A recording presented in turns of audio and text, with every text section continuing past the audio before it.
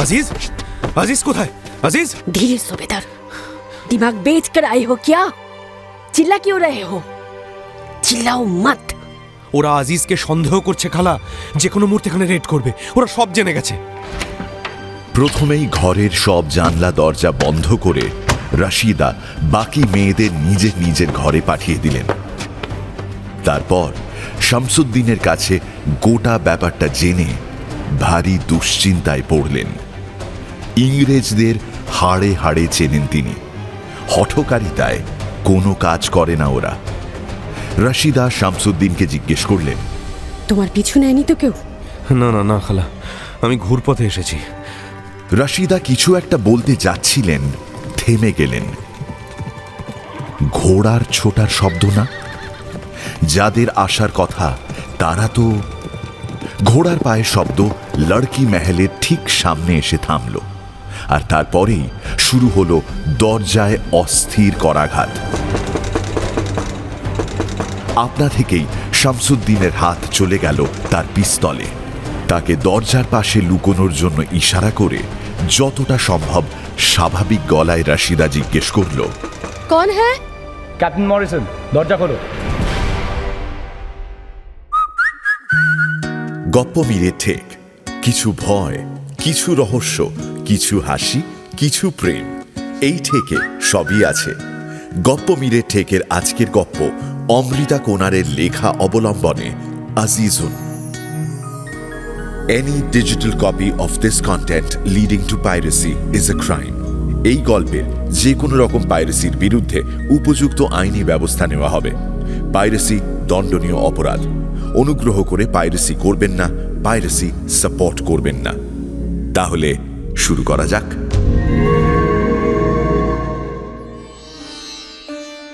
কানপুরের পেচবাগ শহরের অন্যান্য এলাকাগুলোর থেকে একটু আলাদা। দিনের আলোয় এই পাড়া নিস্তেজ হয়ে থাকে, কিন্তু সূর্য ডুবলেই জীবন্ত হয়ে ওঠে এখানকার এক একটা বাড়ি। কান পাতলে শুনতে পাওয়া যায় তবলা ঘুঙুরের যুগলবন্দি, প্রশংসার বৃষ্টি আর কামনার তপ্ত দীর্ঘশ্বাস। শহরের অধিকাংশ সম্ভ্রান্ত পরিবারের পুরুষেরা নীরব বোঝাপড়ায় যে যার বেছে নেওয়া চৌকাঠে এসে উপস্থিত হন নিয়মিত। কখনো কারোর রূপের অমোঘ টানে, কখনো বা কারোর কণ্ঠের মাদকতায় নিত্য আহত উপাসকদের দলে নাম লেখাতে ব্রিটিশ কর্নেল ক্যাপ্টেনরাও পিছিয়ে থাকেননি।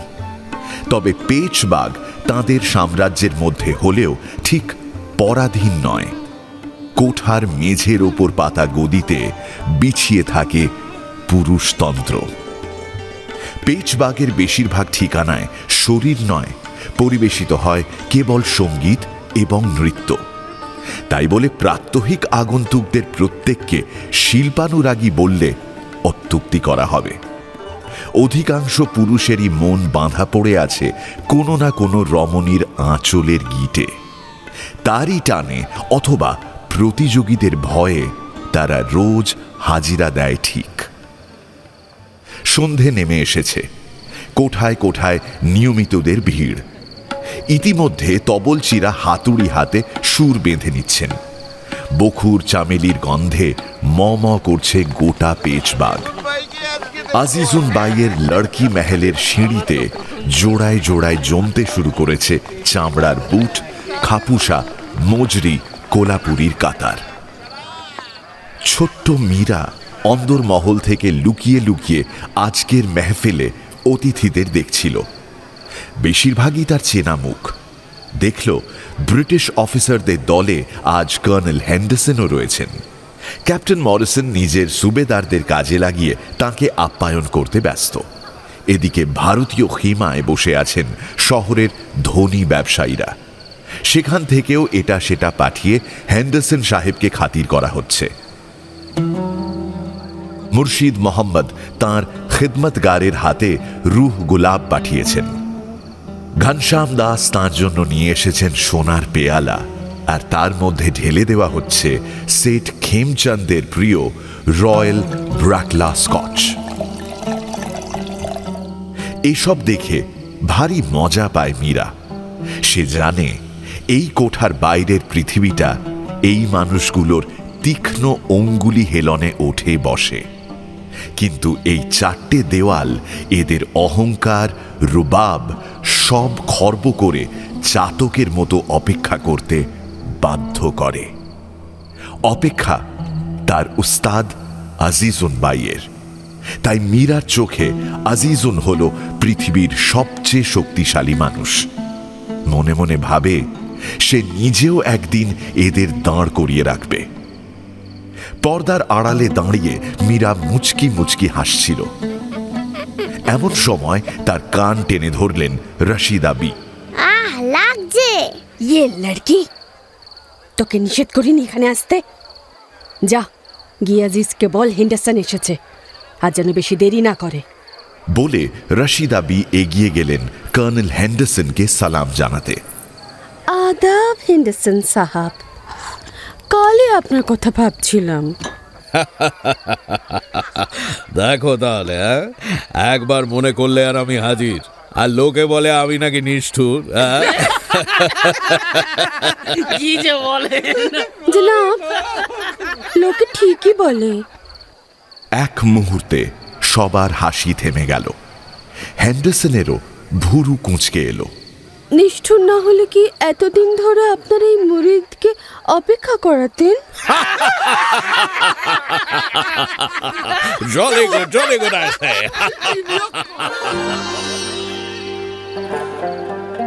আজিজুন বাই ওরফে আজিজুন নিসা তার সাজঘরে আয়নার সামনে বসেছিল।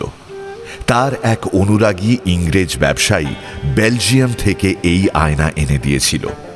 তাতে সব সুন্দর দেখায়। তার গলার বহুমূল্য মুক্তোর মালা, চোখের কাজল, ঠোঁটের উগ্র লালি, সবুজ আনারকালি স্যুটের ওপর জরির সূক্ষ্ম কাজ, সব কেবল আজিজুন যেন ঝাপসা। তার গলার মুক্তোর মালা আর বিলাসবহুল জীবনের পরিচায়ক নয়, পরাধীনতার শেকল হয়ে দাঁড়িয়েছে। যদিও এই দেশের অধিকাংশ মহিলা, এমনকি পুরুষের তুলনায় সে অবাধ জীবন উপভোগ করে, কিন্তু পরিবর্তে নিজের স্বপ্নের জলাঞ্জলি দিতে হয়েছে আজিজুনকে। তার সুরেলা কণ্ঠের প্রশংসায় অসংখ্য পুরুষ এক একটা সন্ধে কাটিয়ে দেয়। তার ঘুঙুরের ঝংকার সারি সারি চোখকে নিষ্পলক করে রাখে। তবু তার শিল্পী সত্তা রোজ অসন্তুষ্ট হয়েই দিন শেষ করে। অন্য মনস্ক আজিজুন বসে বসে তার প্রতিচ্ছবির চোখের গভীরতা মাপছিল। এমন সময় তার সবচেয়ে প্রিয় মানুষটির মুখ আয়নায় ভেসে উঠল। মীরা।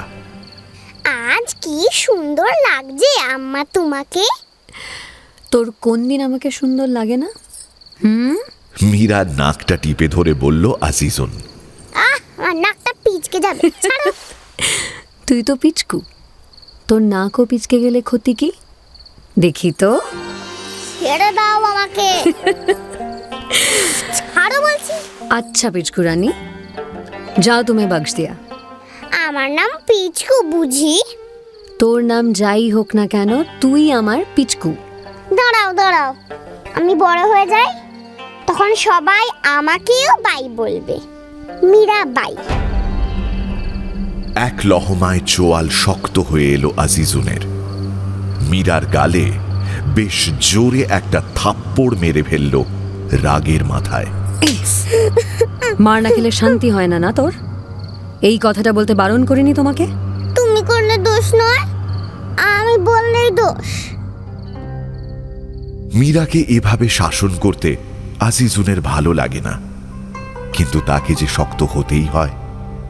লড়কি মহল তার অহংকার, তার নিজের হাতে বানানো সাম্রাজ্য, কিন্তু সে এখানে নিজেকে খুঁজতে এসে নিজেকেই হারিয়েছে। পেচবাগের সীমানা যেখানে শেষ হয়েছে, তার সম্মানের পরিসীমাও সেই অবধি। সে চায় না মীরার জীবনও এই খাঁচার মধ্যে কাটুক। হ্যাঁ, মীরা তার নিজের মেয়ে নয়, শামসুদ্দিন একদিন কোলে করে নিয়ে এসেছিল মেয়েটাকে। দাঙ্গায় গোটা পরিবার শেষ হয়ে গিয়েছিল। রেহাই পেয়েছিল শুধু এই বাচ্চা মেয়েটি।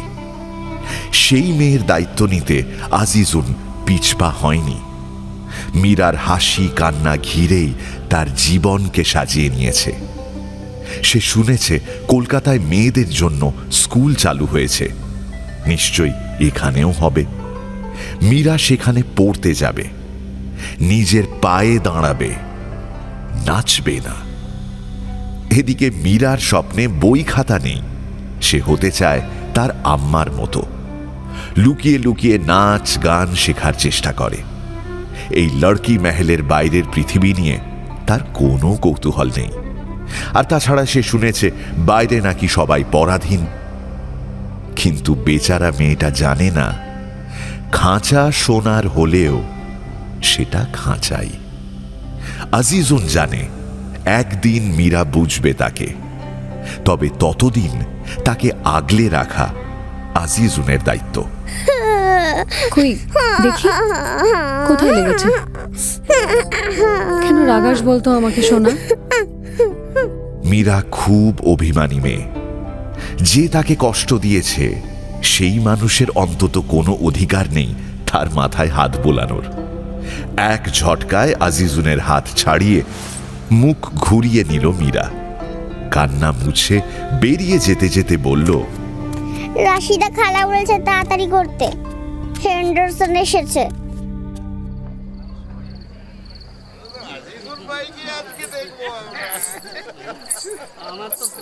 Azizun, darling, you're wasting your gifts among these idiots. এরা তোমার ট্যালেন্টের কি বুঝবে? কি কি কি বুঝবে এরা? They understand nothing. Nothing. Because they are nothing. আমার সঙ্গে লন্ডন চলো। রয়্যাল অপেরা হাউসে তোমার জন্য শোজ অ্যারেঞ্জ করে দেবো আমি। হ্যাঁ, আমি গজলের কিছুই বুঝি না, বাট তুমি যখন গান করো, when you sing, আমার মনে হয় তুমি আমার জন্যই গান গাইছো। মাই গুডনেস, স্যার আপনারও তাই মনে হয়?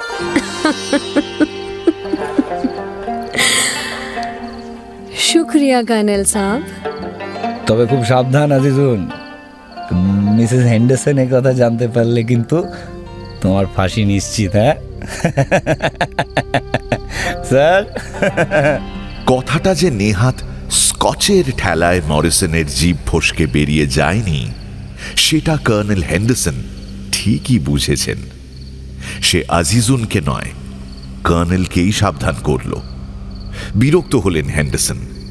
এই মেয়েটির প্রতি মরিসনের দুর্বলতার কথা কানপুরের কোনো কান অবধি পৌঁছতে বাকি নেই, আর সেটা এই হ্যাংলামির কারণেই। কাপ্তান সাহেব, গজল মনের ভাষা। শ্রোতার মনের সঙ্গে খিদমতগারের মনের সুর মিলে যাওয়ার থাকলে কেউ আটকাতে পারে না। কি সুবেদার মিয়া, ঠিক বললাম তো? সুবেদার শামসুদ্দিন খান আজ সন্ধে এক পাত্র মদ খায়নি। আর শুধু আজ কেন, কোনো দিনই খায় না। কিন্তু যেভাবে মুগ্ধ হয়ে সে এতক্ষণ আজিজুনের দিকে তাকিয়েছিল, তাতে কেউ ভাবতেই পারে আজকের মেহফিলে সবচেয়ে বেশি নেশা বোধ হয় ওরই হয়েছে। আজিজুনের মুখে নিজের নাম শুনে তার চটক ভেঙেছে। গজল যে শেষ হয়ে গেছে সেটা এতক্ষণে খেয়াল হয়েছে তার। নিজেকে সামলানোর ব্যর্থ চেষ্টা করে শামসুদ্দিন বলল,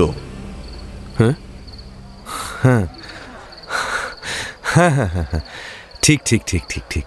এই কি টিকটিকের মতো টিকটিক করছো? যাও দেখো গাড়িয়াল কোথায় আছে, যাও। সাহেব উঠবেন এবার।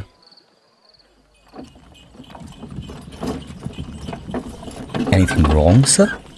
কর্নেল হ্যান্ডারসন অত্যন্ত বিরক্তির সঙ্গে মরিসনের দিকে তাকালেন। মরিসন, এটা ইংল্যান্ড হলে I would have had you hanged for treason. Captain Morrison যেন আচমকা অষ্টম আকাশ থেকে মর্তে আছাড় খেলেন। এক ধাক্কায় সন্ধ্যের সমস্ত নেশা মাথা থেকে উবে গেল তার। নিশ্চয়ই কিছু একটা ভুল বোঝাবুঝি হয়েছে। ইংল্যান্ডের পতাকার কথা মনে পড়লে তার গায়ে কাঁটা দিয়ে ওঠে।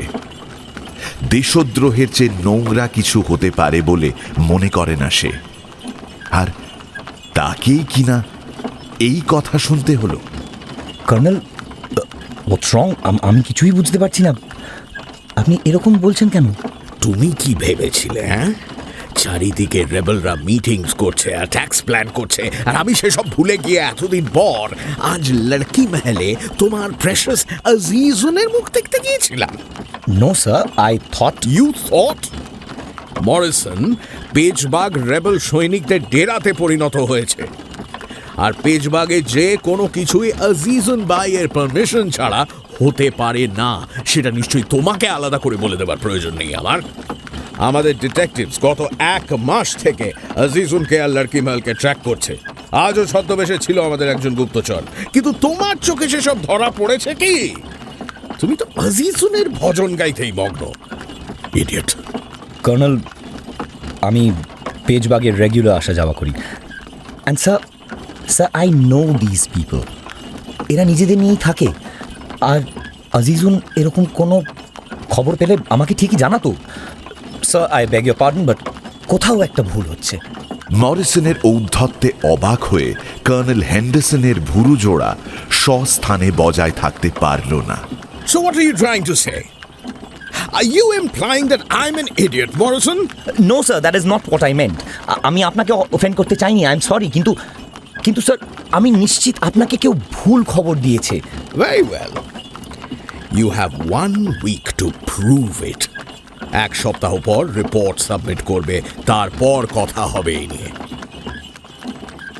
রাতের কানপুরের ফাঁকা রাস্তায় জুড়ি গাড়ি স্বমহিমায় ছুটে চলেছে।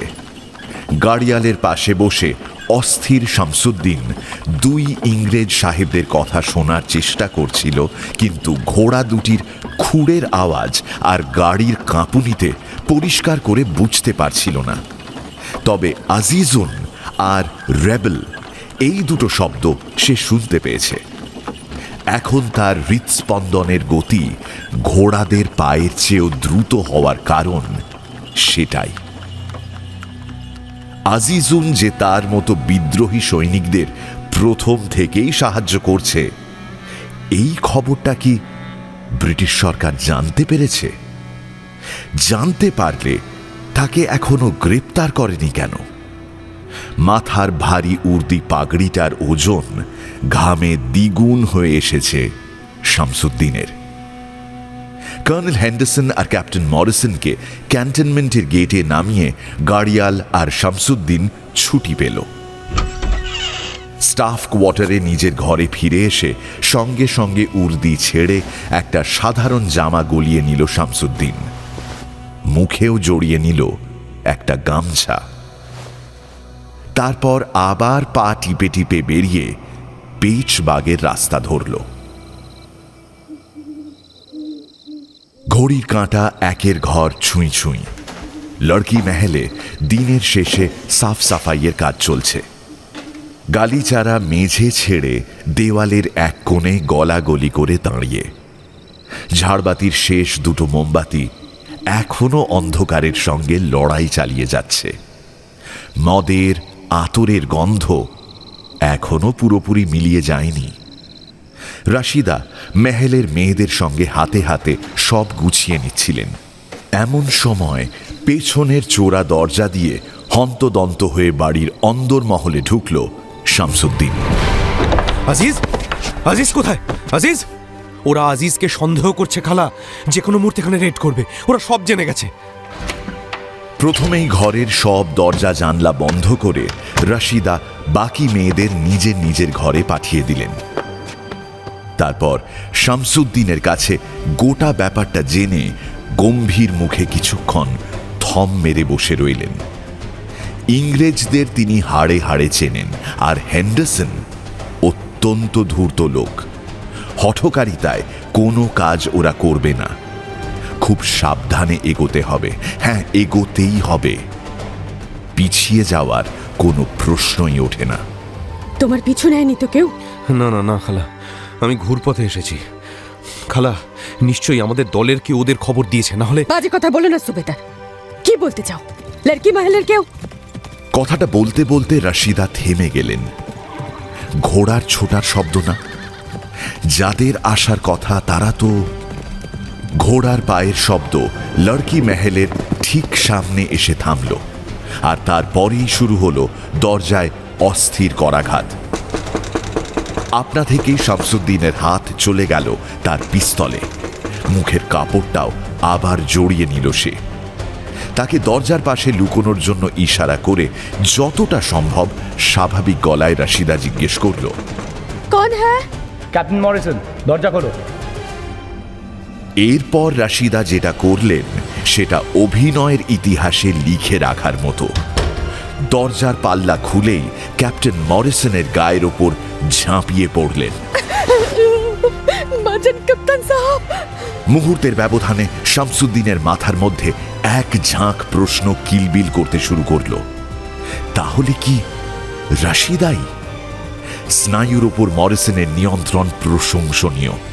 গোটা সন্ধে বেহিসে পরিমাণে স্কচ গেলার পরেও সে যে শুধু ঘোড়া ছুটিয়ে এতটা পথ এসেছে তাই নয়, রশিদার হঠাৎ এরকম আচরণে সে এতটুকুও বিচলিত হয়নি। ভেতরে কতজন আছে? জানি না সাহেব, আজিজ উনকে মেরে ফেলবে। আপ কুছ কিজিয়ে, মেহরবানি আপকি। আজিজুনের নাম শোনা মাত্র ক্যাপ্টেন মরিসনের সার্ভিস রিভলভারটা হোলস্টার থেকে তার বাম হাতের মুঠোয় চলে এলো। আর একটা হাত খামচে ধরেছে রশিদা।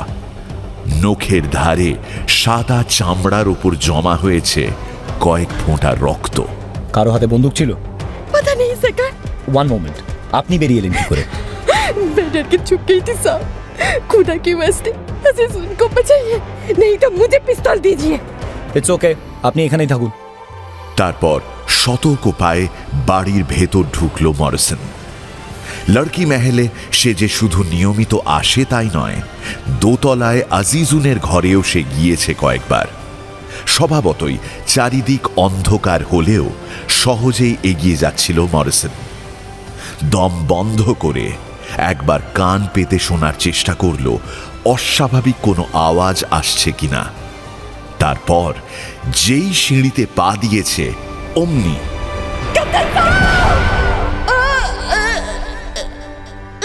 রুদ্ধশ্বাসে বাইরে ছুটে যেতেই মরিসন দেখল চৌকাঠের ওপর লুটিয়ে পড়ে রয়েছেন রশিদা। চৌকাঠের বাইরে পা ফেলার আগেই পিছন থেকে ভোঁতা কিছু দিয়ে তার মাথায় কেউ প্রচন্ড জোরে আঘাত করল। আচমকা হামলায় আঙ্গুলের চাপে গর্জে উঠল মরিসনের পিস্তল, আর তারপরেই জ্ঞান হারালো সে। মেহফিল শেষ হলে আজিজুন সবার সঙ্গে মিলে মিশে ঘর গুছিয়ে দোতলায় এসে দেখেছিল মীরা শুয়ে পড়েছে।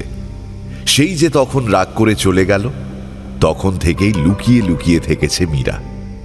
আজিজুন খোঁজ নিয়ে জেনেছে পাগলিটা খাবে না বলে গো ধরে মুখ ফুলিয়ে বসেছিল। শেষে মিষ্টি খাবো বলে পেট ভরে পেঁড়া খেয়ে ঘুমিয়েছে।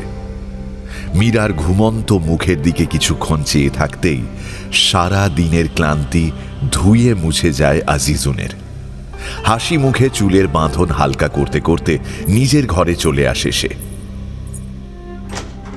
ছিটকিনি তুলে দেওয়ার পরে পরেই নিচে থেকে শামসুদ্দিনের ডাক শুনতে পেয়েছিল। আজিজ, আজিজ! এত তাড়াতাড়ি ফিরে এলো যে! হাসল আজিজুন। বোধহয় তার সঙ্গে একান্তে সময় কাটানোর জন্য ওর তর সইছিল না। বসুক একটু, বাকিরা আসতে এখনো দেরি আছে। কিন্তু কয়েক মুহূর্ত পরেই সামনের দরজায় ব্যস্ত করাঘাত শুনে সে চমকে ওঠে। যাদের আসার কথা প্রত্যেকেই জানে যে পিছনের দরজা দিয়ে বাড়িতে ঢুকতে হবে। সদর দরজায় তাহলে কে? Captain Morrison?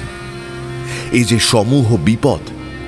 রশিদ আবি নিচে আছেন, নিশ্চয়ই কিছুটা সামলাবেন, কিন্তু শামসুদ্দিনকে এই সময় লড়কি মহলে দেখে নিলে।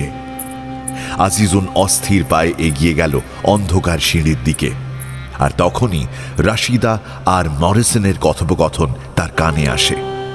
রাশিদা বিচক্ষণ মানুষ, গুরুর বুদ্ধিমত্তার আবারও প্রমাণ পেয়ে গর্ব হয় আজিজুনের।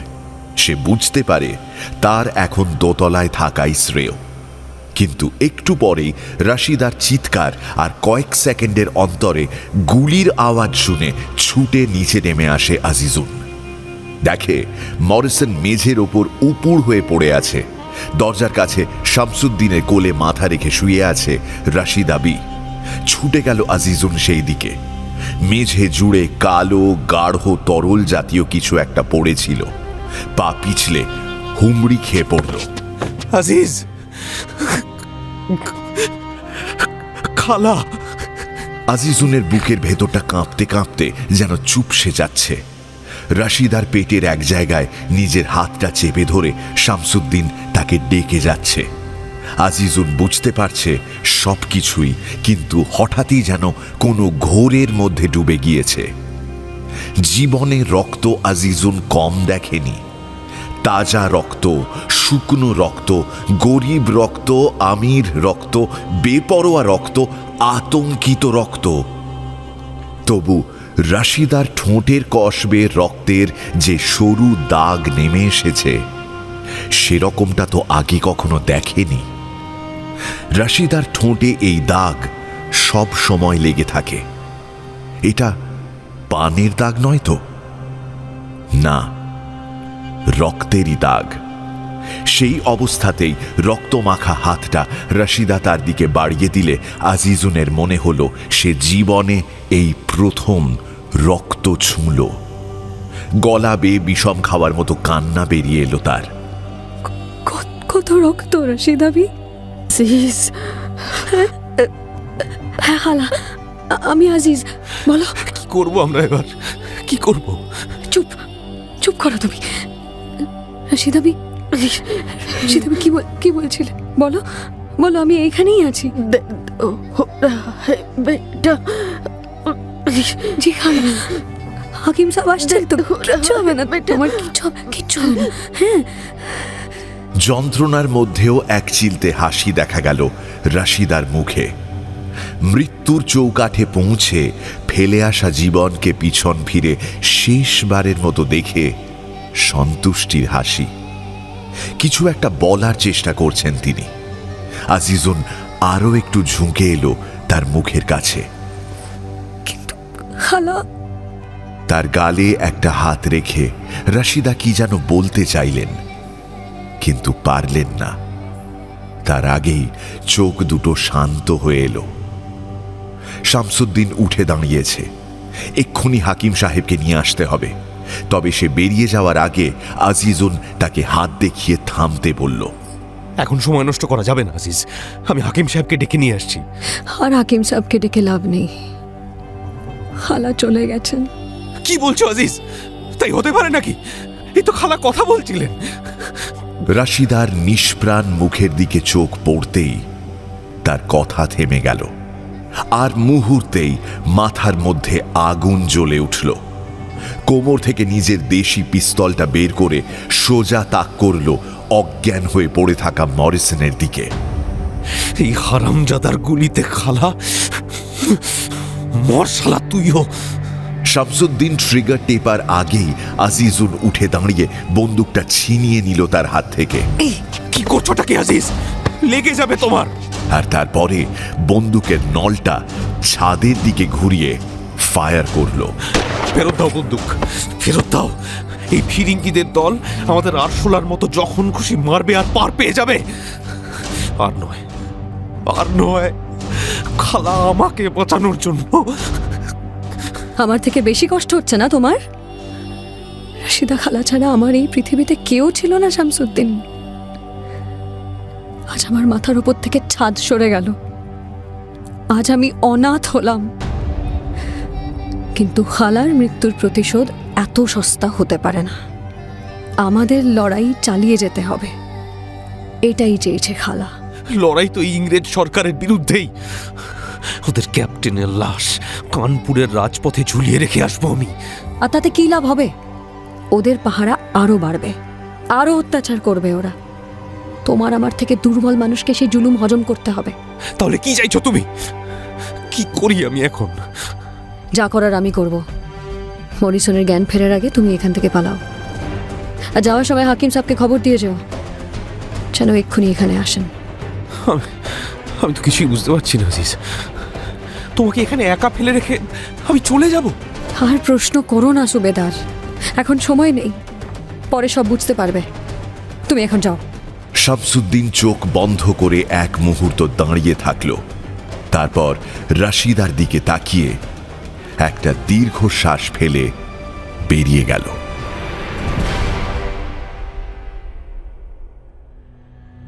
যখন মরিসনের জ্ঞান ফিরল তখন সে হাসপাতালে। পাশেই স্টুলের ওপর একজন ভারতীয় হাবিলদার বসেছিল এতক্ষণ।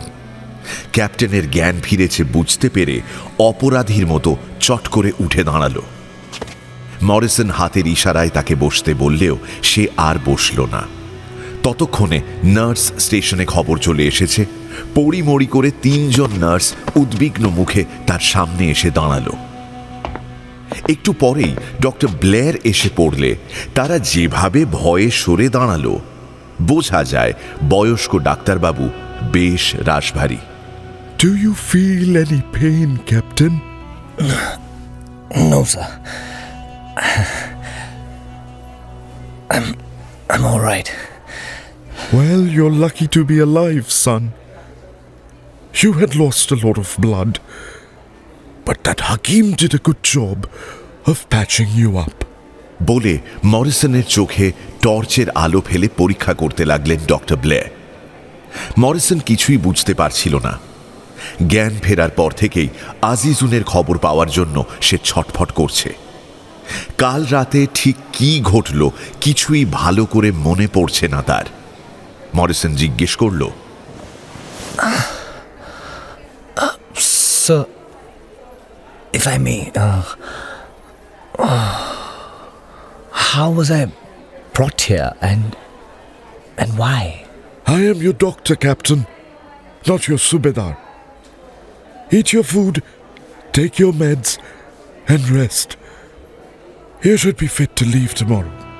মরিসনের পক্ষে কাল পর্যন্ত অপেক্ষা করা সম্ভব নয়। আজিজুনের খবর না পাওয়া অবধি শান্তি নেই তার। যদি ওর কিছু হয়ে গিয়ে থাকে তাহলে কোনো আইন মানবে না মরিসন। কানপুরের অলিগলি থেকে খুঁজে বের করে প্রত্যেকটা বিপ্লবীর বাচ্চাকে জ্যান্ত পুড়িয়ে মারবে। আজিজুনকে ভালোবাসে মরিসন।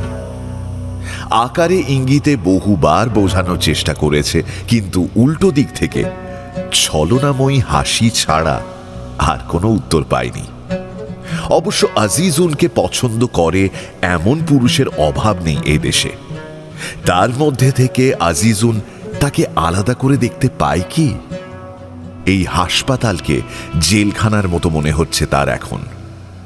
এই মুহূর্তে এখান থেকে মুক্তি পাওয়া দরকার। তার জ্ঞান ফেরার খবর ক্যান্টনমেন্টে পৌঁছে গেলে স্বয়ং কর্নেল হেন্ডারসন তার সঙ্গে দেখা করতে এলেন। And how is our captain feeling now? মরিসনের চোখ লেগে এসেছিল। হঠাৎ এই চেনা অনতিমন্দ্র কণ্ঠস্বর কানে আসায় ধর্মর করে উঠে বসল। স্যালাইনের টিউবে টান পড়ায় হাতটা চিনচিন করে উঠল, তবু মুখ দিয়ে কোনো বেদনাসূচক শব্দ বেরিয়ে এলো না।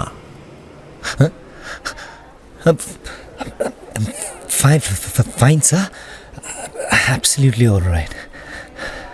অধস্তন অফিসারদের তাকে দেখা মাত্র এভাবে ঘাবড়ে যেতে দেখতে বেশ লাগে কর্নেল হেন্ডারসনের। সৌজন্যের খাতিরে তাদের সহজ বোধ করানো তার ধাতে নেই, বরং শান্ত হয়ে সবটা উপভোগ করেন। Good, good, good. You have made me proud, son. But রাত্রে একা পেজবাগে গিয়ে তুমি বোকামি করেছিলে। Makes us look desperate, doesn't it? But more on that once you get discharged. Morrison এবার সুবেদার শামসুদ্দিনকে দেখতে পেল। শামসুদ্দিন সুবেদার হলেও কর্নেল হেন্ডারসনের আর্দালির বেশি কিছু নয়। হেন্ডারসন বেশ ভরসাও করেন ছেলেটাকে, তবে মরিসনের ওকে একদম সুবিধের মনে হয় না। যেমন হাবভাব, ছেলেটা মোটেই সেরকম নয়। নিজের সীমা জানে না শামসুদ্দিন। একজন সুবেদার হয়ে আজিজুনের স্বপ্ন দেখে। মরিসন অন্ধ নয়, আজিজুনেরও যে ওকে মনে ধরেছে সেটা বোঝা যায়। কর্নেল, আমাকে একটু বলবেন প্লিজ কাল কি হয়েছিল? মানে আমি কিছুই মনে করতে পারছি না। Are they alright? No, they are not. একজন মারা গিয়েছে। অ্যাপারেন্টলি তুমি ওখানে পৌঁছানোর আগেই কিছু বিপ্লবী সেখানে এসেছিল আজিজুনকে মারতে। You see captain, I was right. Azizun জানতো যে পেচবাগে কিছু রেবেল সৈনিক রেগুলারলি আসা যাওয়া শুরু করেছে। Sir, is she? I am not finished yet, captain Morrison. Azizun বয়ান দিয়েছে যে যখন তোমার ওপর অ্যাটাক হয় ও দোতলার ঘরে ঘুমিয়েছিল। So no, your Azizun is not dead. গুলি চলার শব্দে ওর ঘুম ভাঙে। তারপর নিচে এসে দেখে তুমি অজ্ঞান হয়ে পড়ে আছো and Rashida has been shot. মারা যাওয়ার আগে রশিদা বলেছে যে তুমি ছিলে তাই ওরা পালিয়েছে। But before leaving they shot her and her story checks out. দুটো কেসিং পাওয়া গিয়েছে, একটা তোমার পিস্টলের আর একটি নেটিভ দেশি বন্দুকের। Don't worry son, they will be hanged. Rashida বেঁচে নেই? স্যার প্লিজ প্লিজ আমাকে যেতে হবে sir. No, Sir, no, please. no. Let the doctors do their job. কাল আমার অফিসে দেখা করো, বাকি কথা তখন হবে। অনেক কাজ বাকি আছে এখন। বলে হেন্ডারসন উঠে দাঁড়ালেন। ভাবটা এমন যেন এতক্ষণ কোনো আহত সহকর্মীর সঙ্গে কথা বলছিলেন না। অফিসিয়াল মিটিং সারলেন কেবল একটা। পেচবাগের কোনো কোঠার দরজা আজ সন্ধেবেলা খোলেনি।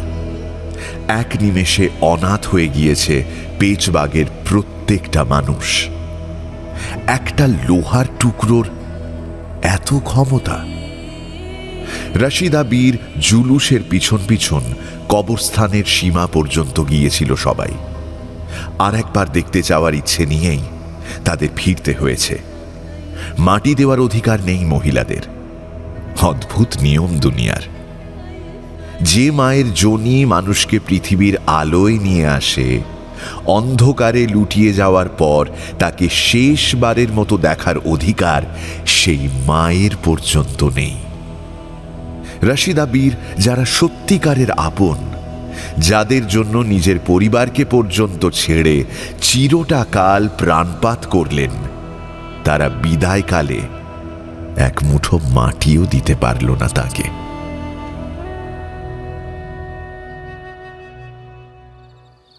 ডিউটি সেরে শামসুদ্দিন আজিজুনের কাছে এলো। দরজা খুলেই তাকে দেখতে পেয়ে মীরার মুখে এক ছটাক হাসি এসে মিলিয়ে গেল। শামসুদ্দিন হাঁটু গেড়ে বসে তাকে জিজ্ঞেস করল, মীরা, খেয়েছো? মীরা মাথা নেড়ে অসম্মতি জানালো। কেন খাওনি? মীরার ঠোঁট এবার ফুলে এলো। ডাগর ডাগর চোখ দুটোর কিনারা ভরে এলো জলে। শামসুদ্দিনের কাঁধে মুখ লুকিয়ে মীরা বলল, কেউ খায়নি আর আমাকেও খেতে দেয়নি। শুনে শামসুদ্দিন বিরক্ত হল। বাচ্চা মেয়েটার পক্ষে তো এত কিছু বোঝা সম্ভব নয়। একবারের জন্য অনুশোচনাও হলো তার। রশিদা সবার অভিভাবক ছিলেন ঠিকই, কিন্তু আজিজুনি একদিন মীরাকে কোলে তুলে নিয়েছিল।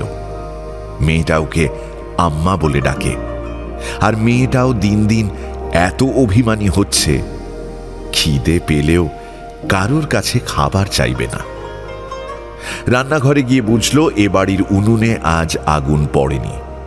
খুঁজে দেখল একটা পাত্রে একটু দুধ ঢেকে রাখা আছে, খারাপ হয়ে যায়নি। শামসুদ্দিন সেটাই দিল মীরাকে। পছন্দের খাবার নয়, তবু খিদের জ্বালায় বেচারি ঢক ঢক করে তাই খেয়ে নিল। ওকে কোলে করে নিয়ে গিয়ে শুইয়ে দিয়ে শামসুদ্দিন আজিজুনের ঘরে ঢুকল। ঘরটা ফাঁকা। শেষ পর্যন্ত আজিজুনকে খুঁজে পাওয়া গেল রাশিদার ঘরে, খাটের পায়ের দিকে, মেঝের ওপর। সে যেন ঘরের অন্যান্য আসবাবেরই একটা। চোখে মুখে শূন্যতা। শামসুদ্দিন তার পাশে এসে বসল, কিন্তু কিছু বলতে পারল না। আজিজুনি একসময় বলে উঠল, পৃথিবীতে আমাদের জায়গা কোথায় বলতে পারো সুবেদার? আমরা তোমাদের মনোরঞ্জন করি, তোমাদের কথায় উঠি, তোমাদের কথায় বসি। তোমাদের পৃথিবী আর বাস্তবের মাঝে কোথাও একটা আটকে থাকি, কিন্তু বাঁচি কোথায়? এই প্রশ্নের যে কোনো উত্তর হয় না, শামসুদ্দিন সেটা বোঝার আগেই আজিজুন আবার বলল, ছোট থেকে কত ঝড় বয়ে যেতে দেখলাম। এক একটা ঝড় আসে পুরনোকে গুঁড়িয়ে নতুনের জন্য জায়গা করে দিতে। নতুনের কথা শুনে শামসুদ্দিনের মীরার কথা মনে পড়ে গেল। মুখ খুলল এবার। আজিজ, মীরা সারাদিন কিছু খায়নি। থাক, একদিন না খেলে কেউ মরে যায় না। এরকম করে একদিন আমিও মরে যাব, তখন কি খাওয়াবে ওকে? নিজের খেয়াল রাখা শিখুক, না হলে মরে যাক। কথাগুলো বলেই আজিজুন উঠে গেল। মীরার ঘরে এসে আজিজুন খাটে বসে মীরার মুখের ওপর থেকে চুলগুলো সরিয়ে দিল। কি ঘেমেছে দেখেছ? বলে পাখা করতে লাগলো। হ্যাঁ, আমি তো রান্নাঘরে আর কিছু পেলাম না, তাই এক গ্লাস দুধ খাইয়ে দিলাম। ওই বাসি দুধটা খাওয়ালে? বেশ, ঘুমিয়ে গিয়েছে যখন তখন থাক। রাশিদার অকস্মাৎ মৃত্যুতে আজিজুন কতটা আঘাত পেয়েছে তার কিয়দাংশের নমুনা দেখতে পেল শামসুদ্দিন। যে ঝড় রাশিদাকে উপড়ে ফেলল তা থেমে যায়নি। কোনো সুঁড়ি পথ বেয়ে আজিজুনের মনের মধ্যে ঢুকে পড়েছে। সুবেদার, তুমি খেয়ে এসেছ? আমার খুব খিদে পেয়েছে।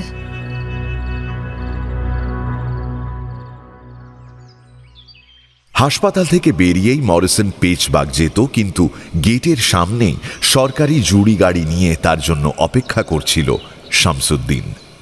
বাক্যালাপের প্রয়োজন হলো না। বুঝতে পারল যে কর্নেল হেন্ডারসনই শামসুদ্দিনকে পাঠিয়ে থাকবেন, তাই এখনই পেচবাগ যাওয়া আর হলো না তার। মরিসন বিরক্ত মুখে গাড়ির ওপর গিয়ে বসল। রাশিদার মৃত্যুর পর 3 সপ্তাহ কেটে গিয়েছে। কৃষ্ণচূড়ার লাল ফুলেরা পেচবাগের রাস্তায় গালিচা পেতে রেখেছে। ভবিষ্যৎ প্রজন্মের শায়র জোশ মাহিলাবাদী একদিন এই রাস্তার ছবি স্বপ্নে দেখেই বোধহয় লিখবেন, লাল রং সে ভরি হুই হ্যায় ये दुनिया, मजलूमों के खून का रंग देखो, सुर्ख हो गई है जमीन इनकलाब की आग में। লড়কি মহলের লাল ইটে ইটে শূন্যতা।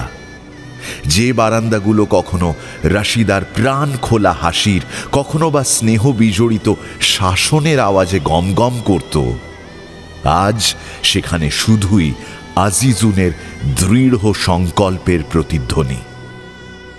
সাদামাটা একটা সালোয়ার গায়ে নিজের ঘরে বসে আছে আজিজুন। রাশিদার বেঁধে দেওয়া তাবিজ ছাড়া গোটা শরীরে আর কোনো অলংকার নেই। মীরা কয়েকবার উঁকি মেরে দেখেছে, কিন্তু ঘরে ঢোকার সাহস জুগিয়ে উঠতে পারেনি। তাই দরজার বাইরে দেওয়ালে ঠেস দিয়ে একা একা বসে আছে সেও। মাত্র 10 বছর তো বয়স তার। মা বাবার মুখ মনে নেই। রাশিদার কাছেই বরাবর দাদি নানির ভালোবাসা পেয়ে এসেছে সে। এক একবার করে অনেক অনুভূতি একসঙ্গে এসে তাকে বিহ্বল করে দিচ্ছে। চোখে জল এসে যাচ্ছে বারবার। ঝটপট চোখের জল মুছে নিয়ে মীরা দরজার কাছে এসে দাঁড়ালো। তারপর বলল, আম্মা, মরিশন সাহেব আবার চিঠি পাঠিয়েছে, তুমি কেমন আছো জানতে চেয়েছে। কথাটা শুনে আজিজুনের চোয়াল শক্ত হয়ে এলো। সে জানে অনুশোচনায় মরিসন ছটফট করছে। সঠিক সময়ে এটার সুবিধে নেবে আজিজুন। বলে দাও আমি ধীরে ধীরে সুস্থ হচ্ছি, আর সারাদিন খালার আত্মার শান্তির জন্য আল্লাহর কাছে মোনাজাত করছি, কেমন? বলে থামলো আজিজুন। তারপর মীরার উদ্দেশ্যে বলল, আর মীরা, এখন থেকে তুমি শুধু আমার মেয়ে নাও। আমি যেখানে থাকবো না সেখানে তুমি আমার চোখ, আমার কান। তোমার রাশিদাবি আমাদের মাটির জন্য শহীদ হয়েছেন। বেঁচে থাকতে ওনার কোরবানি আমরা জায়া হতে দেব না।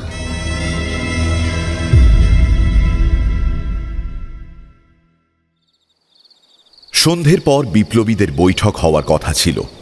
শামসুদ্দিন একটু আগে পৌঁছে দেখল আজিজুন মীরার সঙ্গে কথা বলছে। খুব স্বাভাবিক দৃশ্য, তবু যেন বেমানান। এই দুজনকে সে খুনসুটি করতে দেখেছে, ঝগড়া করতে দেখেছে, খেলতে দেখেছে, কিন্তু এভাবে শান্ত শরীরে কথা বলতে আগে কখনো দেখেছে বলে মনে পড়ল না শামসুদ্দিনের। সে গিয়ে ওদের পাশে বসল। কি হলো শামসুদ্দিন মিয়া, চুপ করে বসে রইলে যে? কোনো খবর নেই? হ্যাঁ আছে। মীরা, তুমি গিয়ে আমার জন্য একটু খেলনা চা বানাও তো। আমি তোমার আম্মার সঙ্গে কথা বলিনি, তারপরই আসছি তোমার কাছে চা খেতে, কেমন? মীরা, এখানেই বসো। যা বলার ওর সামনেই বলো। মীরাকে আমি সব বুঝিয়ে দিয়েছি।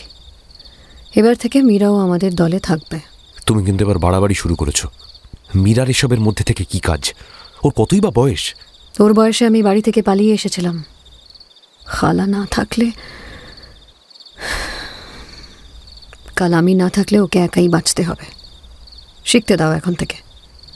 তুমি বলো যা বলছিলে।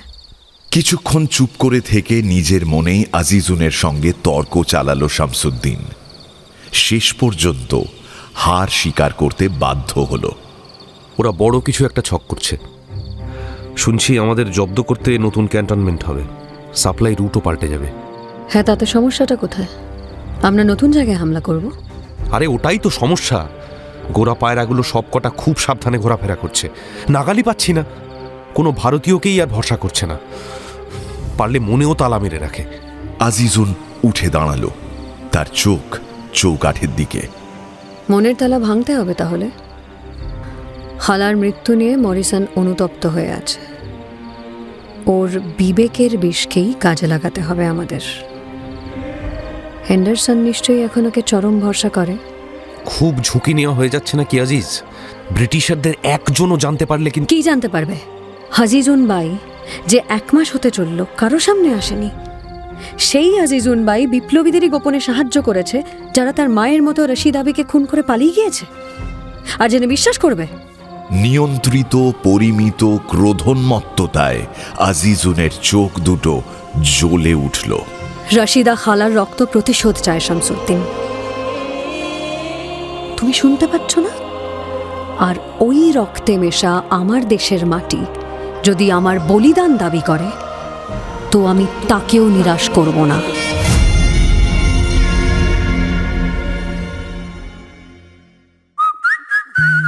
শুনছেন গপ্প মিরের ঠেকের আজকের গপ্প অমৃতা কোনারের লেখা অবলম্বনে আজিজুন।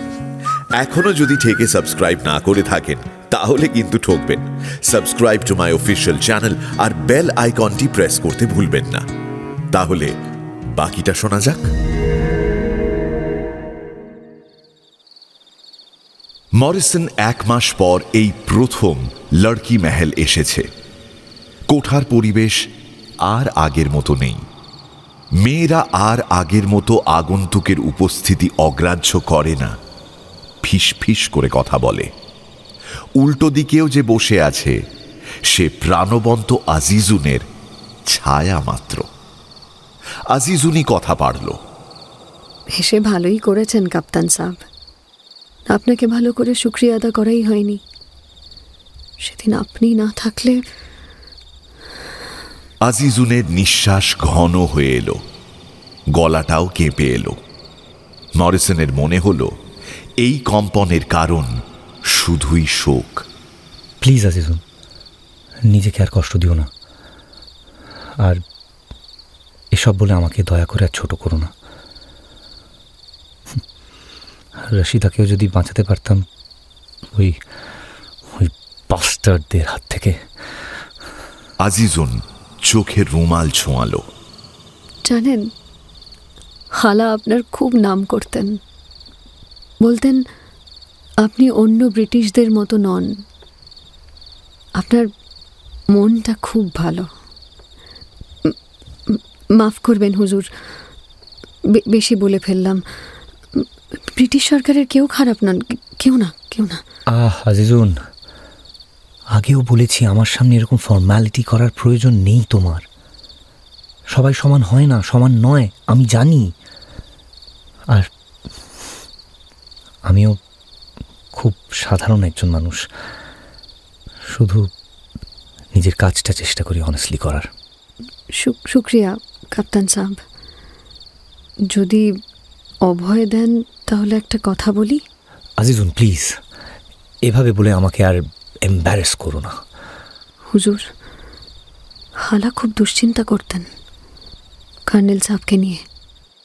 আজিজুন আশেপাশে একবার চোখ বুলিয়ে নিয়ে মরিসনের পাশে এসে বসল। তারপর খোলা চুল একপাশে করে মরিসনের হৃদয়ে রক্তের ঢেউ তুলে কানের একদম কাছে এসে বলল, খালা শেষ দিনই বলছিলেন হেন্ডারসন সাহেব নাকি আমাদের দেশের জন্য ভয়ঙ্কর সব সাজিশ করছেন। আপনার মতো ভালো আফসারদের সাহায্য করার জন্যেও উনি ফোন দিয়ে এটেছেন। মরিসন অর্ধেক কথা শুনতেই পেল না। সাজিশ শব্দটা শুনে তার ঘোর কাটল। একটু তফাতে সরে গিয়ে বলল, সাজিশ? কি বলছো? আর কিছু বলেছিলেন উনি? তুমি যা যা জানো আজিজুন, নির্ভয় আমাকে বলতে পারো। আজিজুন সাবধানী চোখে আরও একবার ঘাড় ঘুরিয়ে পিছন দিকে দেখে নিল। খালা হয়তো সবটা জানতেনও না। যেটুকু মনে পড়ছে, ওই নতুন রাস্তার ব্যাপারে কিছু একটা বলছিলেন। আমিও তো মন দিয়ে শুনিনি। ইয়া আল্লাহ, আমি কি জানতাম যে খালার সঙ্গে আর কোনোদিনও কথা হবে না। নিজেকে সামলাও আজিজুন, মনে করার চেষ্টা করো। মাফ করবেন হুজুর, সব আমার মনে নেই। তবে ওই নতুন রাস্তা যে গ্রামগুলোর মধ্যে দিয়ে যাবে, সেখানকার মানুষের নাকি খুব বিপদ, খুন খারাপি হবে। ঠিক, আপনি আমাকে একটু প্রশ্রয় দিলেন আর আমি কী সব বলে ফেললাম। আমি আসলে আতঙ্কে আছি সাব। কি বলতে কি বলছি, আমার এখন কিছু হয়ে গেলে মীরার কি হবে? না না, আপনি এসব ভুলে যান। আমার মাথা ঠিক নেই, আমার মাথা ঠিক নেই। বলে আজিজুন দুই হাতের আড়ালে লুকিয়ে কাঁদতে শুরু করল। মরিসন তার পিঠে হাত রাখল। এই প্রথম। শান্ত হও আজিজ, এভাবে ভেঙে পড়লে চলবে না। আমি আছি তো, ভয় পেও না, কেউ তোমার কোনো ক্ষতি করতে পারবে না। আর তুমি যা বললে তা যদি সত্যি হয়, নিরীহ মানুষদের অযথা কেউ ক্ষতি করতে চাইলে সে যেই হোক না কেন, তাকে আটকানো আমার কর্তব্যের মধ্যে পড়ে। আজিজুনের সূক্ষ্ম জালে বেচারা মরিসন জড়িয়েই যেতে থাকল। কিছুদিনের মধ্যেই সম্পূর্ণ আত্মসমর্পণ করল সে এই রহস্যময়ী আলেয়ার কাছে। ছোটখাটো বিষয়ে আজিজুনের মতামত নেওয়া থেকে শুরু করে কর্মজীবনের সমস্ত উদ্বেগে মরিসনের শরিক হয়ে গেল আজিজুন। আর ধীরে ধীরে ব্রিটিশ সরকারের সমস্ত গোপন তথ্য আজিজুন সহ বিপ্লবী সৈনিকদের করায়ত্ত হল। 10ই মে 1857 ব্রিটিশ শাসিত ভারতের ইতিহাসের সেদিন এক উজ্জ্বলতম সকাল। এক আগন্তুক পূর্ব আকাশে আলো ফুটতেই পেচবাগের ঘরে ঘরে ঘোড়ার খুরের দামামা বাজিয়ে এসে থামল লড়কি মহলের দরজার সামনে। ঘোড়সওয়ারের হাতে এক টুকরো কাগজ, তাতে লেখা, মিরাট জেগে উঠেছে, ইংরেজ অফিসারদের হত্যা করেছে সৈনিকেরা, এবার গন্তব্য দিল্লি। উঠোনে দাঁড়িয়ে কথাগুলো পড়তে পড়তে আজিজুনের চোখে জল এসে গেল।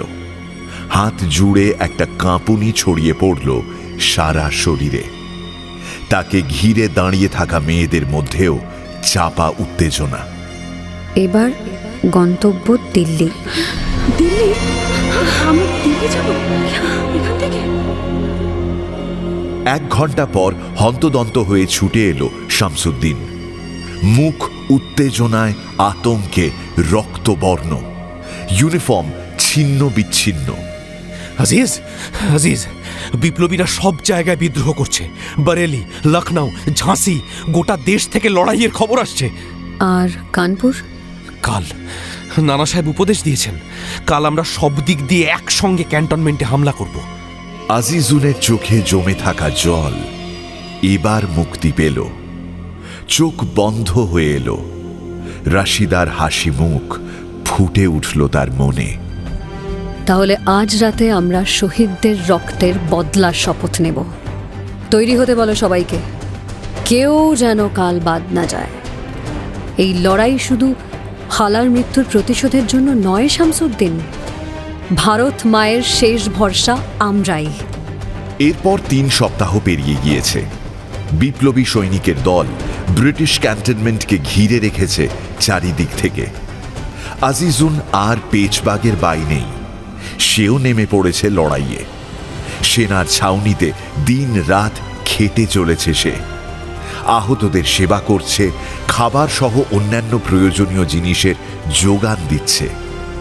জালের মতো ছড়িয়ে থাকা তার অনুগত মেয়েরা ব্রিটিশ দুর্গের ভেতর থেকে পর্যন্ত গুরুত্বপূর্ণ খবর এনে দিয়ে সেপাইদের কাজ সহজ করে দিচ্ছে। ঘেরাও অবস্থায় থাকা এই নতুন ক্যান্টনমেন্টে আটকে আছে মরিসনও। বাস্তব জানার পর তার হতভম্ব ভাব কাটতে বেশ কিছুদিন সময় লেগেছিল।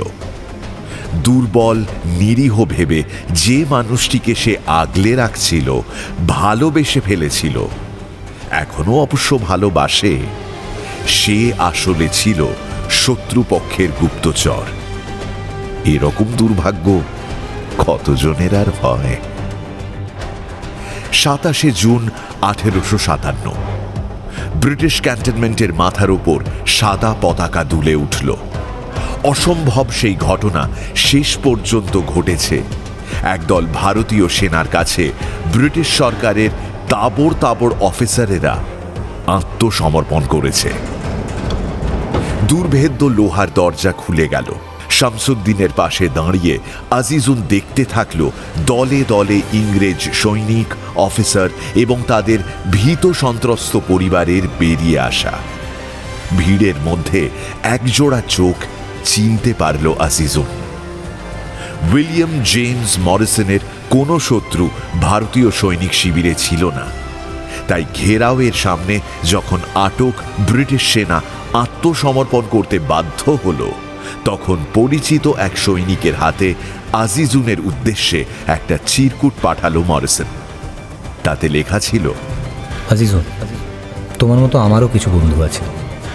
তুমি কি কি করেছো, কেন করেছো, সব জানতে পেরেছি, বুঝতেও পেরেছি।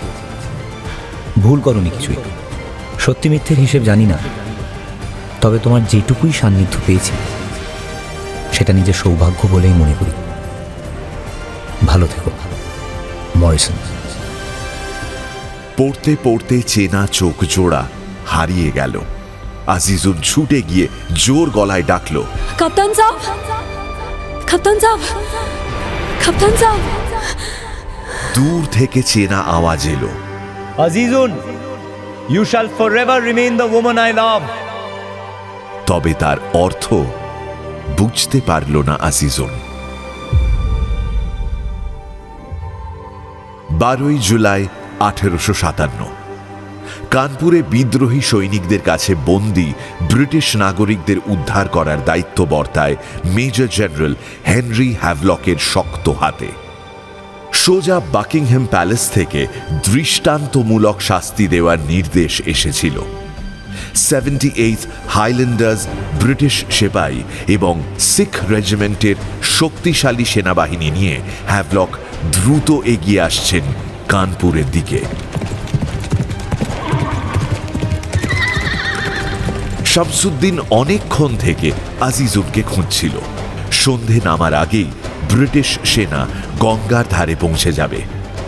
যুদ্ধের শেষ দেখার আগে একবার আজিজুনের সঙ্গে দেখা করে যেতে চায় শামসুদ্দিন।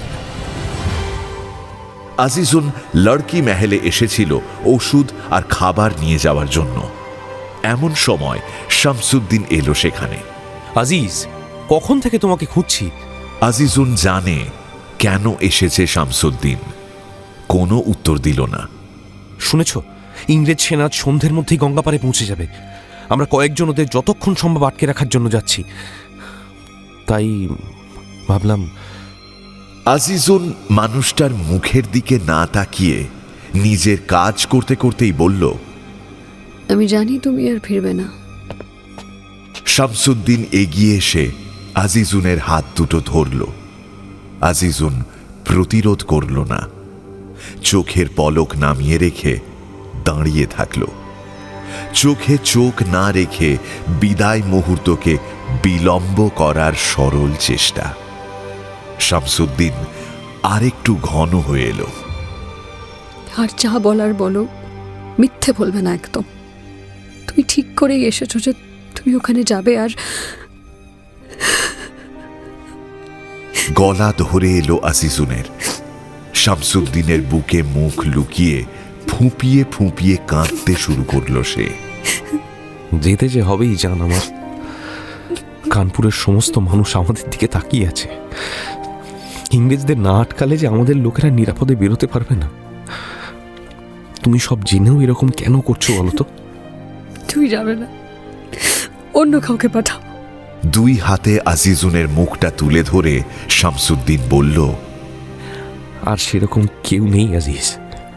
আমরা 12 জন যাচ্ছি। চেষ্টা করব যতক্ষণ সম্ভব ওদের আটকে রাখার।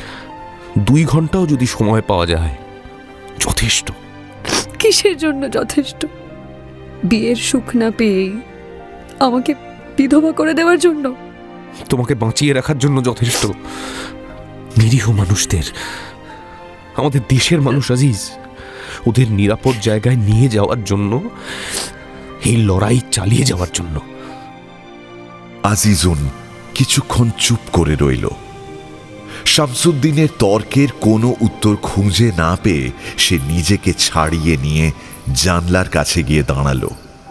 তারপর বলল, হাসি মুখে তোমাকে মৃত্যুর মুখে ঠেলে দেব আমি? শামসুদ্দিন এগিয়ে গিয়ে তার পাশে এসে দাঁড়ালো। জানলা দিয়ে গঙ্গার দিকে চেয়ে থাকলো ওরা। আমি চাই তুমি এটা মনে রাখো আর বোঝো যে কিছু জিনিস আমাদের থেকে অনেক বড় আজিজ, আমাদের ভালোবাসার থেকেও বড়। আর আমি যদি সেটা না বুঝি? তুমি সেই মানুষটাই থাকবে না আমি যাকে ভালোবেসেছি। হাতে হাত ধরে একভাবেই দাঁড়িয়ে রইল ওরা দুজন। খুব কষ্ট হবে না তো? কি জানি, কম হলেই ভালো। বলে শামসুদ্দিন আজিজুনের ঠোঁটে কপালে চুমু খেয়ে বলল, এবার যেতে হবে আজিজ। দরজা পর্যন্ত গিয়ে ফিরে তাকালো শামসুদ্দিন। বলল, আজিজ, এই জীবনের পরে যদি আর একটা জীবন থাকে, আমাদের আবার দেখা হবে।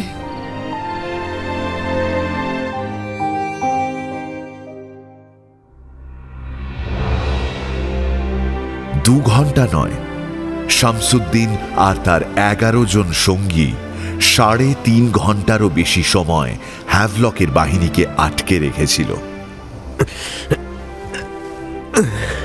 মৃত প্রায় শামসুদ্দিন ভাঙা দেওয়ালের গায়ে ঠেস দিয়ে জীবনের শেষ নিঃশ্বাসটুকুর জন্য অপেক্ষা করছিল। তার পিস্তলে এখনো গুলি বাকি আছে, কিন্তু রক্তক্ষয় এতই বেশি হয়েছে যে চোখ ঝাপসা হয়ে এসেছে তার। 2 হাত এত কাঁপছে যে পিস্তলটা ভালো করে ধরতে পর্যন্ত পারছে না সে। এমন সময় কাছেই একজোড়া ইংরেজ বুটের আওয়াজ শুনতে পেয়ে সতর্ক হলো শামসুদ্দিন। তুমি এখনো বেঁচে আছো সুবেদার, ইমপ্রেসিভ। এই গলার আওয়াজ শামসুদ্দিনের চেনা, ক্যাপ্টেন মরিসন। কিন্তু সে হ্যাভলকের ফোর্সের সঙ্গে কি করছে? কাপ্তান সাহাব, আপনি? মরিসন একটা সিগারেটে আগুন ধরিয়ে এক টান দিয়ে সেটা শামসুদ্দিনের ঠোঁটের ফাঁকে রেখে দিল। তারপর বসল তার পাশে। ব্রিটিশ সৈনিকেরা গঙ্গার ধারে এখানে সেখানে ছড়িয়ে থাকা বিদ্রোহীদের লাশগুলো জুতো দিয়ে ঠেলে ঠেলে দেখছিল কেউ বেঁচে আছে কিনা। হ্যাঁ, আমি ভালোবাসার অপরাধে শাস্তি পেয়েছি।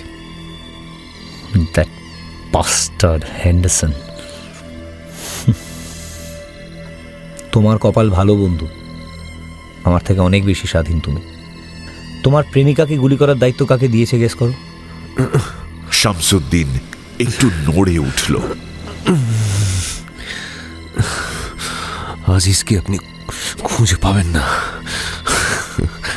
সকালের মধ্যে সবাই কানপুর থেকে বেরিয়ে যাবে।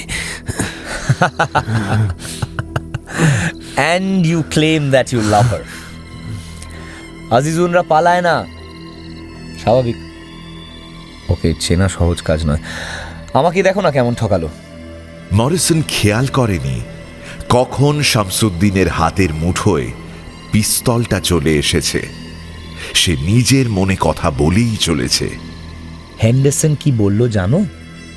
আজিজুনকে নিজের হাতে মারতে পারলে আমার নেটিভ সিম্পাথির যে রোগটা চিরকালের মতো সেরে যাবে। নেটিভ সিম্পাথি মানে বুঝতে পারলে? Native sympathy. ছাড়ো, তুমি বুঝে কি করবে। কথা বলতে বলতে মরিসন উঠে পায়চারি করতে শুরু করেছে। কাঁপতে থাকা একটা হাত পকেটে ঢুকিয়ে বলল, শেষ কবে ঘুমিয়েছি মনে নেই। তোমরাও নিশ্চয়ই খুব ক্লান্ত সুবেদার। বলে ঘুরে তাকিয়ে দেখল শামসুদ্দিন রক্তাক্ত হাতে একটা পিস্তল উঁচিয়ে ধরেছে, কিন্তু যেন ঠিক করে দেখতে পাচ্ছে না মরিসনকে। আন্দাজ করার চেষ্টা করছে সে কোথায় দাঁড়িয়ে আছে এখন।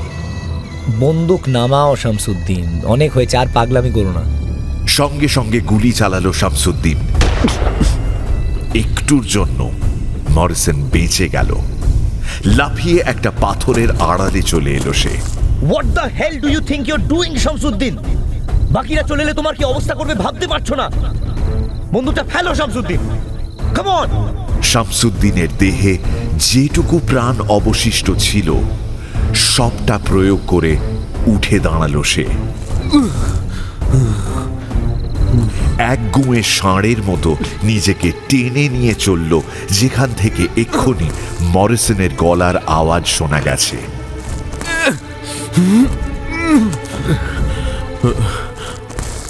মাফ করবেন কাপ্তান সাহাব, আপনাকে ছেড়ে দিলে আজিজ। মরিসন চুপ করে থাকল। সে বুঝতে পেরেছে শামসুদ্দিন চোখে দেখতে পাচ্ছে না। ওদিকে দূর থেকে শোনা যাচ্ছে গুলির আওয়াজ। আপনি ভাবছেন চুপ করে থাকলে বেঁচে যাবেন? আপনাকে শেষ না করে আমি মরবো না মরিসন সাহেব। আমি থাকতে আজিজের শামসুদ্দিন পা ঘষতে ঘষতে একেবারে মরিসনের সামনে চলে এসেছিল। বাধ্য হয়ে এক ধাক্কায় তাকে ফেলে দিয়ে মরিসন স্থান পরিবর্তন করার জন্য লাফ দিল, কিন্তু গতিবেগের প্রতিযোগিতায় শামসুদ্দিনের আঙুল জিতে গেল। পিস্তল থেকে একটা গুলি ছিটকে গিয়ে গেঁথে গেল মরিসনের শরীরে। আছাড় খেয়ে পড়ায় রক্ত হাতে পিস্তলটা আর ধরে রাখতে পারেনি শামসুদ্দিন। মেঝে হাতড়ে সেটা খোঁজারও আর শক্তি নেই তার। তার কাজ শেষ। গঙ্গার মধুর আওয়াজে একটু একটু করে তলিয়ে যেতে থাকল সুবেদার শামসুদ্দিন। কিন্তু এমন সময় পিস্তলের হ্যামারের আওয়াজ শামসুদ্দিনকে আবার টেনে তুলে নিয়ে এলো। মুখে আবার গোঙানির শব্দ।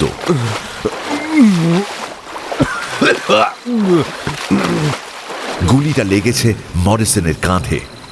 চোট মারাত্মক নয়, কিন্তু তার গোটা শরীর ঝনঝন করছে। মনে হচ্ছে যেন এক টুকরো আগুন ঢুকিয়ে দিয়েছে কেউ তার মধ্যে। তাহলে মৃত্যুর এত কাছে এসেও শামসুদ্দিনের ভালোবাসা কি করে বেঁচে থাকে? বন্ধু, তোমার পিস্তলে দেখছি আর একটাই গুলি বাকি। হ্যাঁ, কার নাম?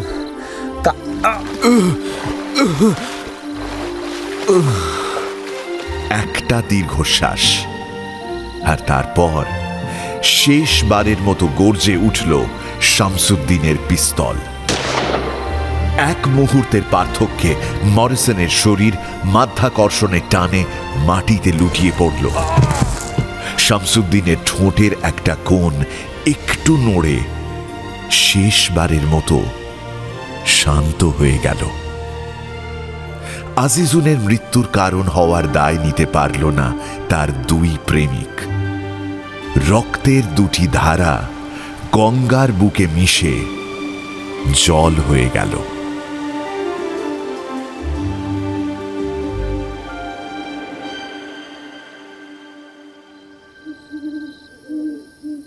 অর্ধেক রাত্রি পেরিয়ে গিয়েছে। পেচবাগের নীরবতায় আজিজুন বয়ে যাওয়া সময়ের উদাসীন ছন্দ শুনছিল। এমন সময় মীরা ঘরের মধ্যে ছুটে এলো। আম্মা, শামসুদ্দিন আর ফিরবে না।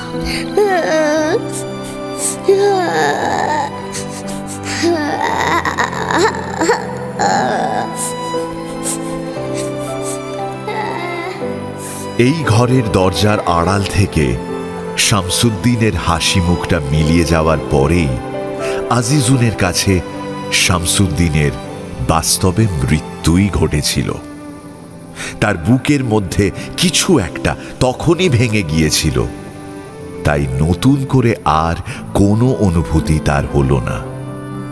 হাসি মুখে মীরার দিকে তাকিয়ে থাকলো আজিজুন।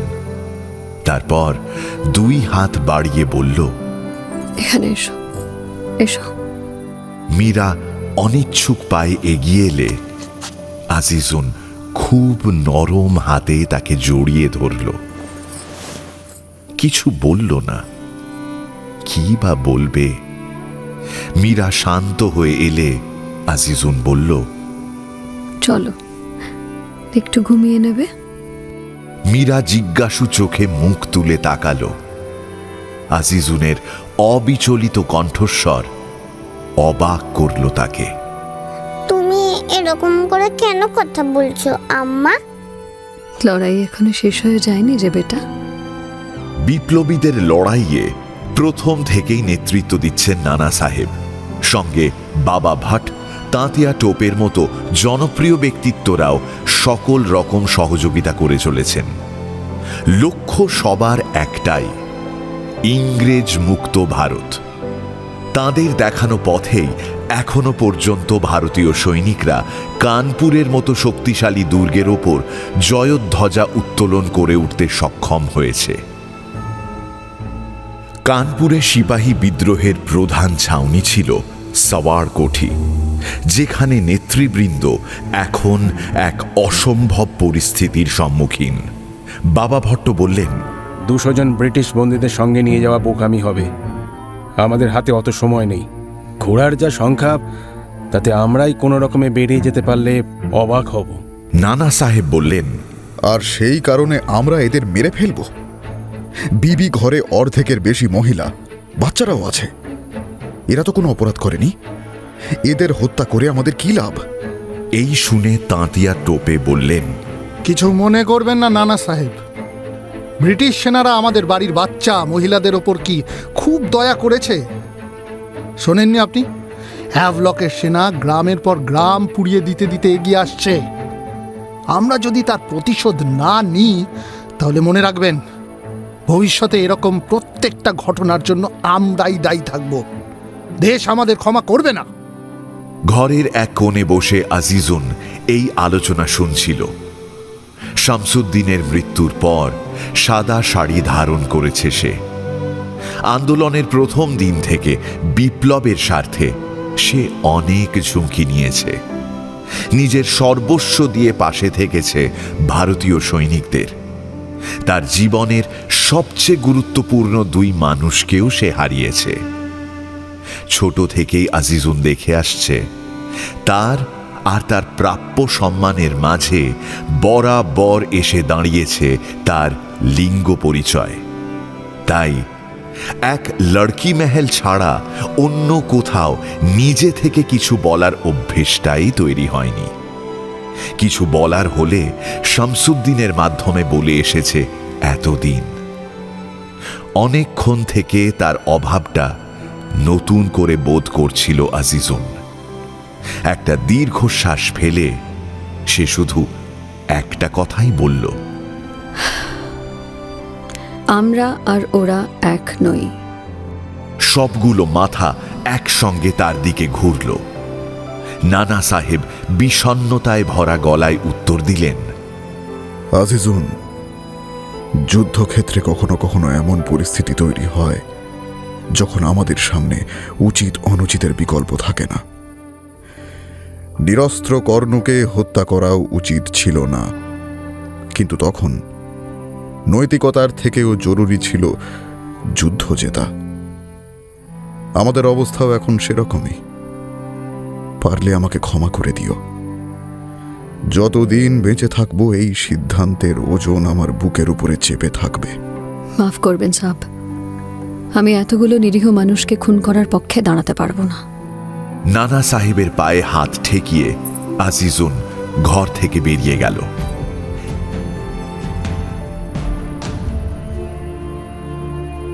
এরপর যা ঘটেছিল ইতিহাস তাকে বিবি ঘর হত্যাকাণ্ড নামে মনে রেখেছে। পশ্চিমী ঐতিহাসিকেরা এই ঘটনাকে সিপাহী বিদ্রোহের অন্যতম দুর্ভাগ্যজনক মুহূর্ত বলেছেন। নানা সাহেবের নেতৃত্ব নিয়েও একাধিক প্রশ্ন উঠেছে, কিন্তু এই সিদ্ধান্ত একদল রক্তপিপাসু ভারতীয়ের ছিল না, ছিল কোণঠাসা মরিয়া একদল বিধ্বস্ত দেশপ্রেমীর। ব্রিটিশ সেনাবাহিনী যখন কানপুরের ভেতর প্রবেশ করল, তখন প্রথম সারির ভারতীয় বিপ্লবী সৈনিকেরা তাদের পরিবার সহ শহর ছেড়ে বিভিন্ন স্থানে ছড়িয়ে পড়েছে। কোথাও যায়নি কেবল আজিজুন। মীরাকে সঙ্গে নিয়ে সে তার বাড়িতেই ছিল। সঙ্গে ছিল পেচবাগের প্রতিবেশী কয়েকজন। কর্নেল হেন্ডারসন আশঙ্কা করেছিলেন আজিজুনকে গ্রেপ্তার করতে গিয়ে চরম প্রতিরোধের সম্মুখীন হতে হবে। তাই ব্রিটিশ অফিসারদের পেচবাগে পাঠানোর সময় কোনো কার্পণ্য করেননি তিনি। বলেছিলেন, Gentlemen, you should be prepared for a fight and shoot anyone that stands in your way. Azizun এক প্রকার অপেক্ষাই করছিল। আজিজুন জানে একবার গ্রেপ্তার হলে তার মৃত্যুদণ্ড নিশ্চিত। তা সত্ত্বেও সে যুদ্ধক্ষেত্র ছেড়ে পালিয়ে যায়নি। তার লড়াই তখনও বাকি ছিল। 20 জুলাই 1857 আজিজুনের মৃত্যুদণ্ডের জন্য বেছে নেওয়া হয় কানপুরের জনপ্রিয় ফুলবাগকে। দেশের অধিকাংশ মূল ধারার সংবাদপত্রের ফটোগ্রাফারদের নিয়ে আসা হয়েছে সাক্ষী থাকার জন্য। উদ্দেশ্য, ইংরেজ সরকারের বিরুদ্ধে যাওয়ার ফল কি হতে পারে সেটা প্রত্যেক ভারতীয়ের মনে গেঁথে দেওয়া। ফায়ারিং স্কোয়াডের নির্বাচনও নিজের হাতে করেছেন হেন্ডারসন। যে 6 জন ব্রিটিশ সৈনিককে তিনি বাছাই করেছেন তাদের প্রত্যেকের পরিবার বিবি ঘর হত্যাকাণ্ডের শিকার। আর এই 6 জনের হাতে তুলে দিয়েছেন সেই প্যাটার্ন 1853 এনফিল্ড রাইফেল, যার কার্তুজ সিপাহী বিদ্রোহ শুরু করেছিল। আজ শেষও হবে সেই কার্তুজ দিয়েই। মঞ্চের ওপর আজিজুন নির্বিকার চিত্তে দাঁড়িয়ে, পরনের সাদা শাড়ির ওপর ময়লা জমে সেটা কালচে হয়ে এসেছে। চোখের নিচে কাটা দাগ, ফোলা ঠোঁট শারীরিক অত্যাচারের প্রমাণ দিচ্ছে। মৃত্যুদণ্ডের স্থান, সময় সহ অন্যান্য তথ্য আগে থেকেই রাস্তায় রাস্তায় ঘোষণা করা হয়েছিল। ভিড় সামলাতে রীতিমতো হিমশিম খেতে হচ্ছে পুলিশকে। ব্রিটিশ হাইকমান্ডের বেশ কিছু পরিচিত মুখ মঞ্চে উপস্থিত। এমন সময় হেন্ডারসন হুকুম করলেন, মেয়েটাকে নিয়ে এসো। 2 জন হাবিলদার মীরাকে টানতে টানতে এনে দাঁড় করালো ফায়ারিং স্কোয়াডের পাশে। আজিজুনের চোখে জল এসে গেল। মীরার হাত দুটোকে কি শক্ত করে চেপে ধরেছে ওরা। ছাড়ো না আমাকে, আমাকে যেতে দাও। মীরার মাথায় হাত বুলিয়ে দিয়ে হেন্ডারসন অত্যন্ত মিষ্টি গলায় বললেন, no no no little dove, তোমার যাওয়া চলবে না। দেখো কত মানুষ এসেছে। একজন ইংলিশম্যানকে খুন করার শাস্তি কি সেটা দেখতে হবে তো তোমাকে। তাছাড়া মনে রাখবে কি করে? আমার আম্মা কাউকে মারেনি। মারেনি?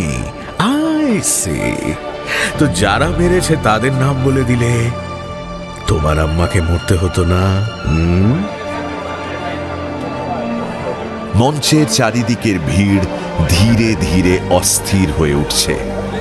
চোখে চোখে ইংরেজ অফিসারদের প্রতি ঘেন্না ঠিকরে পড়ছে।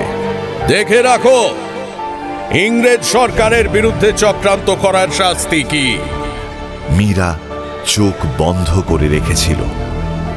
রশিদা, শামসুদ্দিন আর এবার আজিজুন একে একে তার গোটা পরিবারকে শেষ করে দিচ্ছে ইংরেজ গুন্ডারা।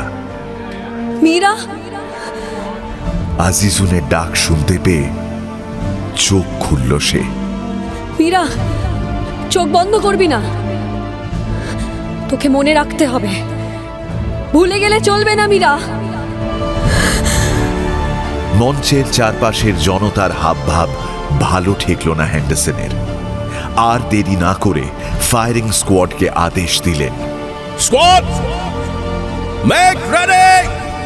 তারপর আজিজুনের দিকে তাকিয়ে বললেন, আজিজুন ভাই, শেষবারের মতো কিছু বলতে চাও? তার চোখে চোখ রেখে আজিজুন জনতার উদ্দেশ্যে হুঙ্কার ছাড়ল, ইনকলাব জিন্দাবাদ! ইনকলাব জিন্দাবাদ! ইনকলাব! একসঙ্গে 3 জোড়া এনফিল্ড রাইফেল গর্জে উঠল। কিন্তু সেই আওয়াজকে ছাপিয়ে গেল উন্মত্ত জনতার মধ্যে থেকে ঝাঁপিয়ে আসা হুঙ্কার,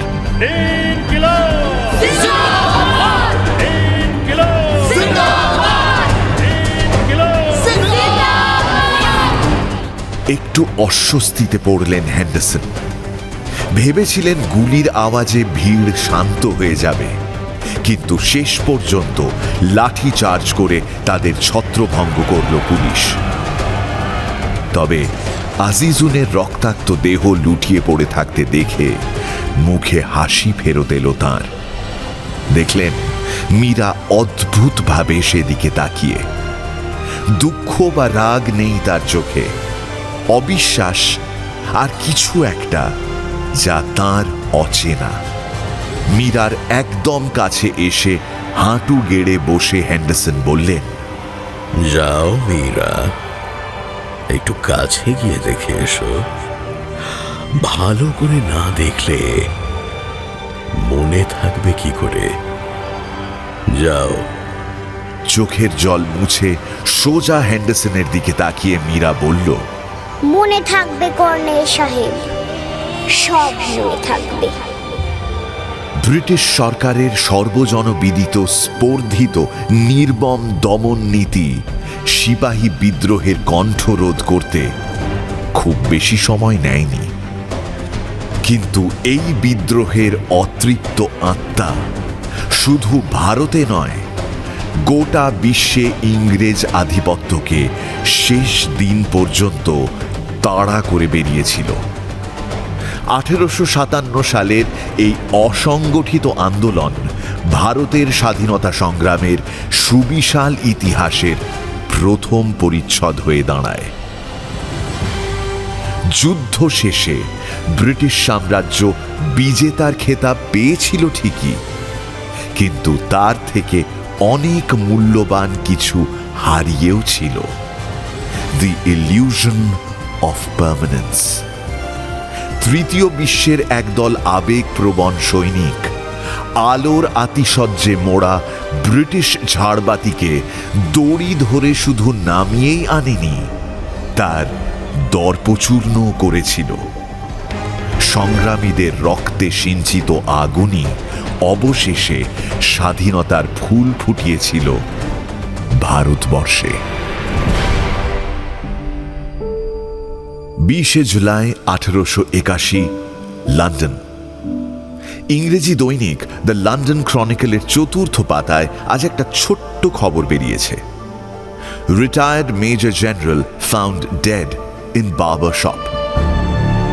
বার্লিংটন লেনের উইটমো বার্বার্স থেকে ভারতীয় উপনিবেশে ব্রিটিশ সেনার প্রাক্তন মেজর জেনারেল রবার্ট হেন্ডারসনের মৃতদেহ উদ্ধার করা হয়।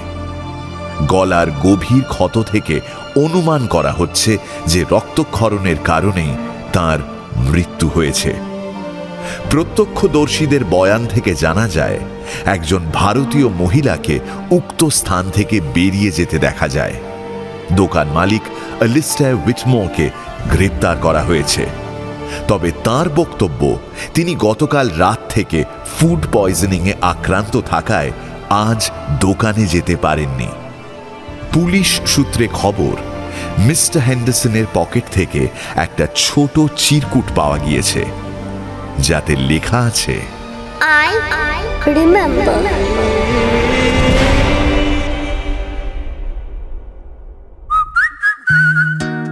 এখনকার মতো গপ্প মিলে ঠেকের সময় শেষ। পরের সপ্তাহে আরো একটা নতুন গপ্প নিয়ে আসবো আমি। Till then, like, share and subscribe to my channel and don't forget to click on the bell icon for notifications. নিজে তো শুনছেনই, সঙ্গে বন্ধুদেরও জানান। প্রত্যেক শনিবার রাত 9টায় আমি মীর নিয়ে আসি গপ্প মিরে ঠেক, আপনার গপ্পের প্লেলিস্ট।